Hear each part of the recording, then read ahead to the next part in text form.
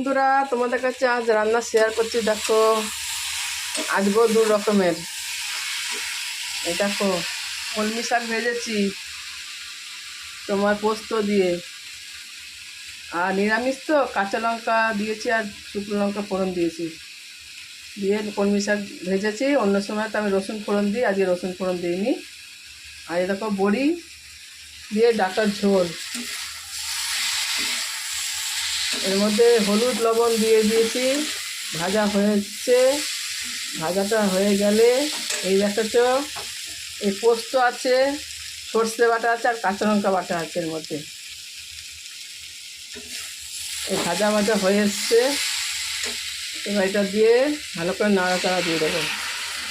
দু রকমেরই দিচ্ছি, পোস্ত আর সর্ষে, আর সাথে দুটো টমেটো। খুব ভালো লাগে ডাঁটার ঝোল এই গরমে।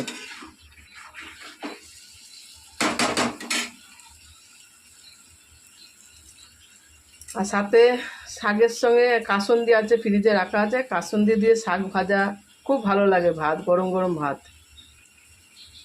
কাসুন্দি দিয়ে শাক ভাজা খাবো।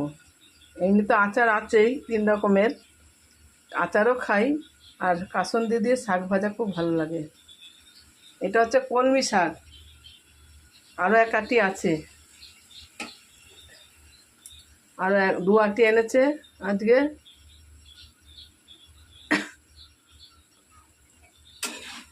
দেখো, এখন এটা হচ্ছে, এটা এবার জল ঢেলে দেবো। 2 আটি আনা হয়েছে শাক, আর এই ডাঁটা এনেছিল, ডাঁটা দিয়ে আলু দিয়ে টমেটো দিয়ে ভালো করে একটা পাতলা ঝোল করব। বেশি ভাজবো না, বেশি সর্ষে এরকম বেশি কষালে না তেতো হয়ে যায়। আমি থালা ঢাকা দিয়েছিলাম, ওই জন্য আলুটা ডাঁটাটা নরম হয়েছে। থালা ঢেকে ঢেকে করলে তাড়াতাড়ি নরম হয়ে যায়। এবার আমি জল ঢেলে দেবো। দেখো, এই পোস্ত দিয়ে ভেজেছি, আর সাথে এই পোস্ত বাটাও দিয়েছি, আর সর্ষে একসাথে। এবার আমি জল ঢেলে দেবো বন্ধুরা। আজকে আবার মনে ছিল না ভাতে যে ভাত বসালে গরম জলটা রেখে দিই। আজকে এমনি আমি জলের বোতলে জল ভরে রেখে দিই, জলই দিচ্ছি, ভালো জল। অন্য সময় গরম জলটা রেখে দিই, মনে ছিল না আজকে।